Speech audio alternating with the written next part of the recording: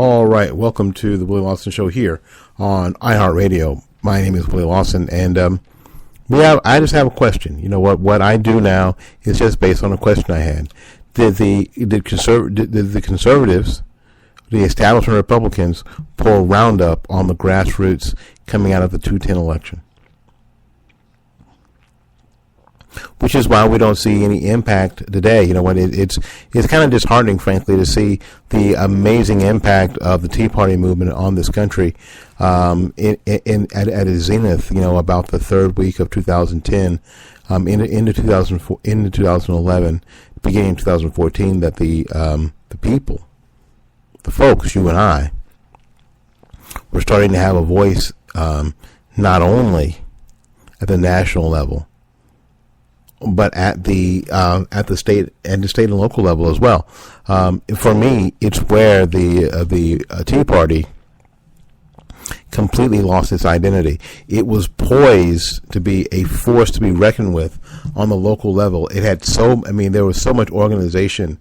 There were so many groups that normally would not have spoken to each other because their constituency is similar, and they were able to work together. It was an amazing time. I think that, again, the Tea Party was on the precipice of something fantastic and great. However, those in charge of the money were fighting for one thing and one thing only: the status quo. Because with the status quo, I'm pretty assured what my return is, and my return with that particular Congress creator, I'm pretty sure what the return is, and that return may not be hugging it out with the people who are responsible for change. It may be hugging it out with the people who are responsible for the status quo. Could very well be. So the establishment, again, took Roundup and poured it all over the grassroots and killed it. It is my humble opinion that the Tea Party movement is officially dead. We were not able to get the House and Senate, especially the House, from funding Planned Parenthood. Even though those videos came out, showed a completely, totally disrespect of human life by those at Planned Parenthood. We were not able to affect enough people in Congress to ensure that there would be no dollars that went to Planned Parenthood. It is my thought that the Tea Party movement is indeed, on this day, the 6th day of October, 2015, officially deceased.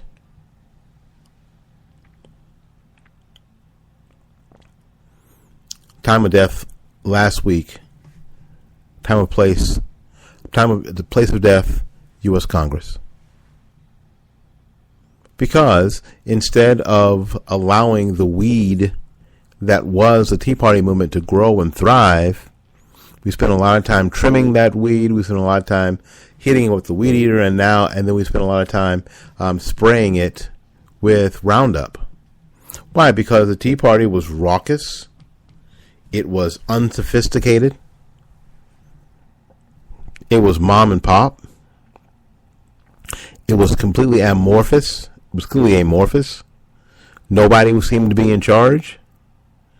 There were Tea Party movements all over the country, in large cities, in little tiny cities. There was Tea Party movements, all with their own leadership. Frankly, all with their own agenda. Completely amorphous.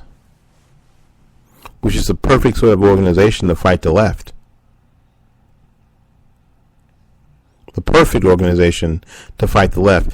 However, because of its complete unsophistication, there were people speaking on behalf of the Tea Party movement when actually they were only speaking on behalf of their organizations that maybe said some wild things or took some viewpoints that America simply wasn't ready for. Could be.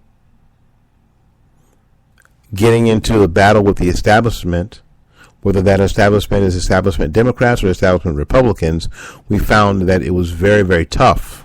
It was very tough sledding to gain any traction outside of the group that you already had. You know, but here in my area, in Tampa, one of the until recently, the head of the 912 group, one of the big Tea Party groups, was a guy named Tim Curtis, who was a registered Democrat, ran for Congress as a Democrat.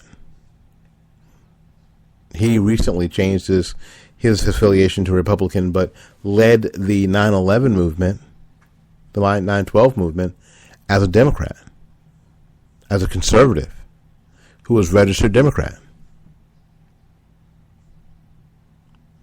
So both sides, I mean, this was supposed to be this great nonpartisan move of conservatism, but because of its lack of sophistication, its lack of focus, it is officially dead.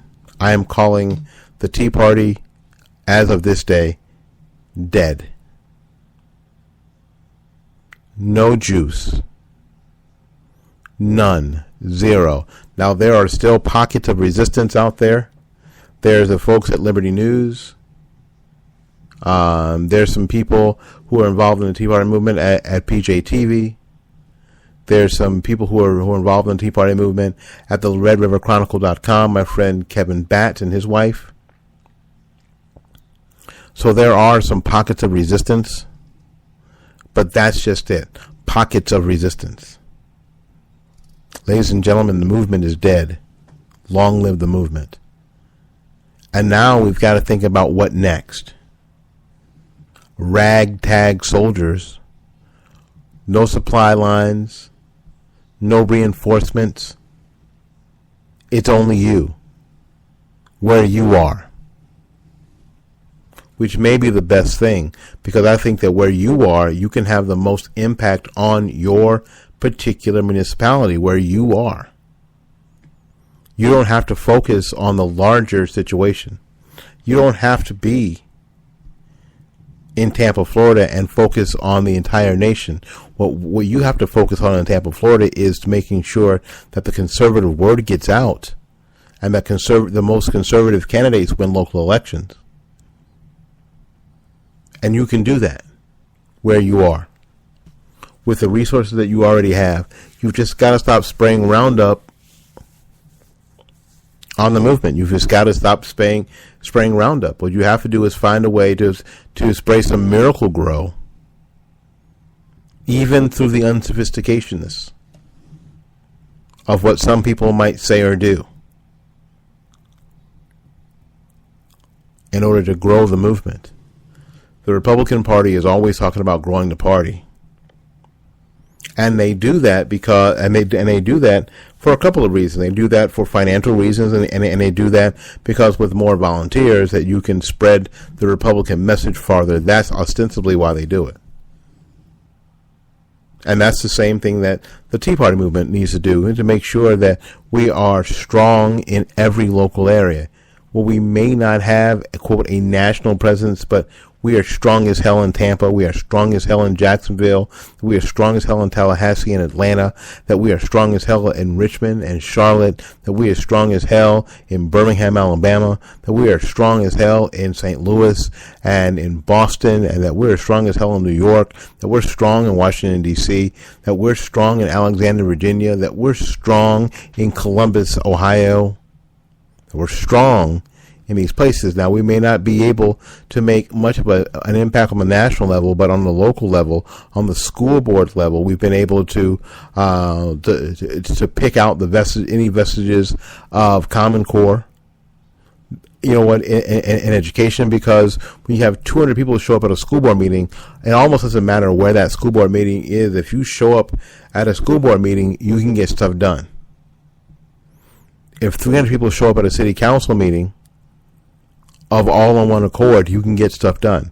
If the same number of people show up at the county commission meeting in 3 days from then, 300 people show up, guess what? Things get done. Your viewpoint gets said. And that's what it's all about. It's about local governments being responsible and responsive to their constituency. And that's what the Tea Party is all about. Holding government responsible. Not just the federal government, but all of government. And that includes the people who live next door to you. It includes them too. Making them responsive and responsible in their jobs. And if they're not doing it, get rid of them. Start again. Toss them into the abyss, and start again. Stop spraying Roundup on the movement. Start spraying Miracle Grow. All right, listen, we got to get out of here. Thanks so much for coming to the Will Austin Show here on iHeartRadio. So I know it's been a short one, but we've got it said, we've got it done. Now we got to get it loaded up there. So we appreciate you being here. Just like always, go out there and learn something, love somebody, and for goodness sakes, take care of yourself.